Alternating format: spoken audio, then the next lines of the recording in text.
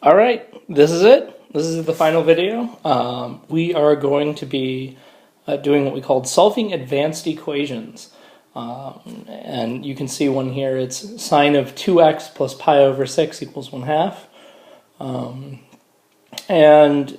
Just below that, you can sort of see the picture of what this would look like if you were to do this the long, hard, graphical way, which is not our goal. We're going to do this with algebra and a couple of tricks. So let's go on. So here are the types of equations we're going to solve. Things like sine of 3x minus pi over 2 equals rad 2 over 2, tan of x over 5 plus pi equals 0, and secant squared of 7x minus pi equals 2. And so these are all sort of the most exotic things we're going to see all semester. And it turns out that it's no harder than anything you've done before. It just requires one extra step. And so here we go. So whenever you have one of these advanced equations, an equation like 1/2 equals sine of 3x minus pi, the very first thing you must do is solve a different but totally related equation. Right? You're going to replace everything inside the parentheses with theta, and you're going to solve for theta. And so when you see sine of theta equals 1/2, you're totally not freaking out because you've seen it before. And so it's okay. That's the thing that we're going to solve, and we're going to make it through it. So let's move forward. So in order to solve sine of theta equals 1/2, you just do two things. One is you draw the unit circle, and then you draw, remember if you're doing sine, you want the y-coordinate to be 1/2. If it's cosine, you want the x-coordinate to be whatever. But to solve sine theta equals 1/2, you just draw the circle, draw the line y equals 1/2, and you figure out, right, where does this line meet the circle, and what are the angles that get us there? And we know that sine is 1/2 when theta is pi over 6 and theta is 5 pi over 6. And you can see where pi over 6 and 5 pi over 6 appear in our answer over here. And then the totally new thing you're going to do, and this is the extra step, this is the extra half step before the extra step. The new thing you're going to do is add k times 2 pi to your answer. Right, so you can see over here in our answers, we have pi over 6 plus k times 2 pi and 5 pi over 6 plus k times 2 pi. It's really important. You have to remember to do that now during the replacement step. Remember, we're not solving sine of 3x minus pi equals 1/2. We're solving sine of theta equals 1/2. And so we're adding the k times 2 pi to theta, not to x. Now, here's the important tip. You're either going to add k times 2 pi or k times pi to your answers. And how do you determine which one that you're going to add? Well, that's entirely dependent on the period of the function we're solving. Right? So we were solving for sine back there, and the period of sine is 2 pi. And since the period of sine is 2 pi, we're adding k times 2 pi. It would be the same if we were using cosine, secant, or cosecant. All of those have period equal to 2 pi, so you're going to add k times 2 pi. When would you add k times pi? Well, that's when the period of the function is pi, and the period of the function is pi if it's tangent or cotangent. Okay, so why k? What is this k times 2 pi? Well, k is just a letter that's representing the numbers 0, 1, 2, 3, 4, 5, 6, 7, 8, and so on, and -1 and -2, and so on. And so if I have k times 2 pi, I have 0 2 pi's, I have 1 2 pi, I have 2 times 2 pi, 3 times 2 pi, -1 times 2 pi. It represents all possible ways to add as many 2 pi's as possible or subtract as many 2 pi's as possible. And so if you look down here, pi over 2 plus k pi, right, what does that mean? Well, it just means pi over 2 minus 2 times pi, pi over 2 minus 1 times pi, pi over 2 plus 1 times pi, and so on. All the ways you can add or subtract a multiple of pi to pi over 2. So, we go back to the problem. What we've done is we've solved our related problem. Right? We've solved sine of theta equals 1/2, and we got some answers. But that's not what we wanted to solve. What we wanted to solve was this more exotic looking thing, sine of 3x minus pi equals 1/2. And so the way we do that is we replace theta with 3x minus pi in your answers. So you can see this was an answer. And what we're going to do is we're going to take theta and replace it with 3x minus pi in that answer. And then all you do is you solve for x. So I added pi to both sides here. And then I was left with 3x. And the way you get the 3 away is you divide both sides by 3. And then your final answer, it looks terrible, but it's not bad, is 7 pi over 18 plus k times 2 pi over 3. And then over here, our other answer was theta equals 5 pi over 6 plus k times 2 pi. And again, you just get rid of the pi and get rid of the 3 in the same way we did on the left-hand side. And you get x equals 11 pi over 18 plus k times 2 pi over 3. And that's it. That's really, it's 100% of the problem. And that will give you all possible answers. So if you pick numbers for k in both of the two blue boxed answers, so say 0, right? So 7 pi over 18 and 11 pi over 18 work.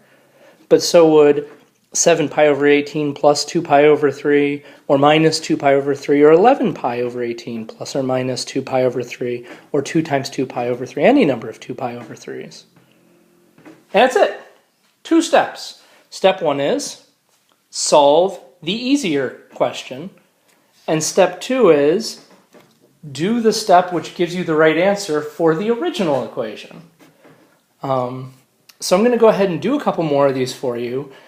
But really, everything is 2 steps. So let's go ahead and start the next one. We're going to solve cosine of 2x equals rad 2 over 2. So remember, step 1 is solve instead cosine x equals rad 2 over 2. So you draw your unit circle, and you go ahead and add to it the line x equals rad 2 over 2. And it's going to meet the circle in 2 places. And we know these 2 angles. Oh, hold on. We don't want to solve for x. We want to solve cosine theta equals rad 2 over 2. And so our answer is theta equals pi over 4 plus 2 times plus k times 2 pi, and theta equals 7 pi over 4 plus k times 2 pi. And then in order to go from that answer to the correct one, 2, set 2x equal to theta, right, in all of your answers.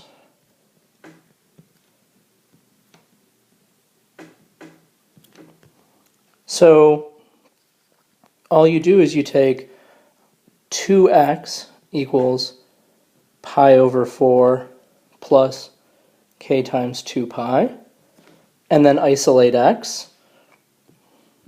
So we divide both sides by 2. And what do we get? We get x equals pi over 8 plus k times pi. And then if we set 2x equal to the other answer, 7 pi over 4 plus k times 2 pi. And we try to isolate x by dividing both sides by 2. then the answer we get is x equals 7 pi over 8 plus k times pi. And so that and this give us our answer.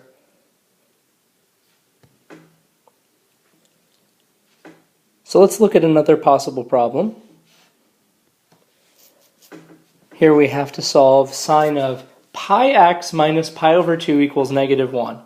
Now here's something you could be freaking out about. But remember, the steps are pretty simple. One is solve sine of theta equals negative 1. And so here's the picture that does that. We've drawn our unit circle. And remember, sine of theta corresponds to the y value, so we draw the line y equals negative 1. And we see here that theta is going to be 3 pi over 2 plus k times 2 pi. And again, the reason it's k is because the period of sine is 2 pi. Not the reason it's k. The reason it's 2 pi is because the period of sine is 2 pi. So that's step 1. And step 2 says replace theta with pi x minus pi over 2. And so here you're going to see something totally interesting happen when we solve for x. And so what we get is we get that pi x minus pi over 2 equals 3 pi over 2 plus k times 2 pi.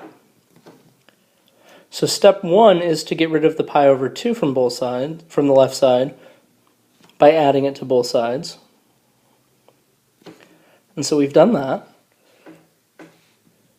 And 3 pi over 2 plus pi over 2 is 2 pi. And so what we get is pi times x equals 2 pi plus k times 2 pi. Now, I should, right, as a teacher that's interested in telling you all of the interesting things about the universe, k times 2 pi is all possible multiples of 2 pi, and here we're adding 2 pi, so one thing we could do is just write this as k times 2 pi. Right? Suppose k is 0 here. We'd have 2 pi plus 0 times 2 pi, which is just 2 pi plus 0, which is 2 pi. Well, we could just use k equals 1 to get 2 pi. And so that's one thing we can do. And so let's look at this modified equation. Pi x equals k times 2 pi. We got to get x by itself, which means we need to divide both sides by pi. And so all that x is, right, is 2 times k. So what the heck does that mean? Well, go ahead and look at one of these. Let's let k be 1. That means x is 2. Right? 2 times 1 is 2. And so go ahead and plug that back into sine of pi x minus pi over 2.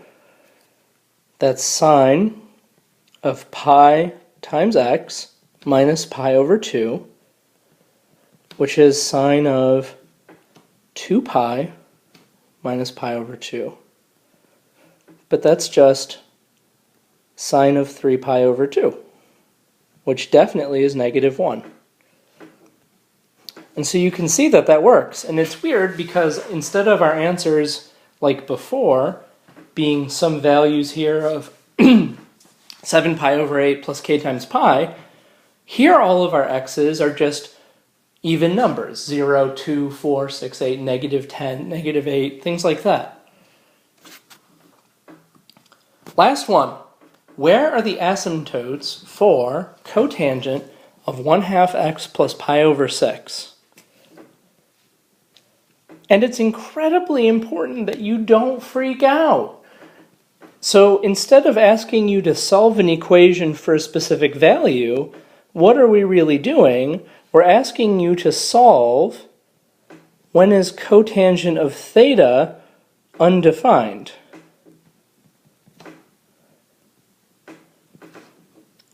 Well, what is cotangent? Cotangent of theta is cosine of theta divided by sine of theta. Right? And so when is cotangent of theta undefined? Cotangent of theta is undefined whenever sine theta equals 0. Well, goodness, that's something that we can do. I'm going to go ahead and freehand this. There's my unit circle. Remember, sine is the y value. So we want to know when is the y value 0. Well, we know the answers to that. Here, when theta is 0, and here, when theta is pi. And so our answer is theta equals 0 plus k times 2 pi, and theta equals pi plus k times 2 pi. But again, this is a chance for us to be smarter, right? We don't have to write this like that. We could instead write theta equals k times pi, right? Here at theta equals 0, that's 0 times pi. Here at theta equals pi, that's 1 times pi. And this is also 2 times pi. And this is also 3 times pi, and so on. So we just want every possible multiple of pi. Now, this over here, what I've done, right, this is step 1. Step 2, what does that say? That says, instead of writing theta equals k times pi, write 1/2 x plus pi over 6 equals k times pi. Now we just solve for x. Subtract pi over 6 from both sides. You get 1/2 x equals k pi minus pi over 6. And then multiply both sides by 2. Now don't forget to multiply everything on the right by 2, but you get x equals 2 times k times pi minus pi over 3. And there's your answer. And so that's it. All you have to do in order to solve these sorts of equations is replace it with a much easier equation, solve that, and then take theta, your new variable, and replace it with the complicated expression that freaked you out to begin with. Solve for x, and then you have your answer. So I promise you, it's really simple. Do the homework, spend some time understanding this, and that's it. We finished Trig, all the Trig that we're going to do this year, and after this, it's just studying for the final. So have a good weekend. See you next week.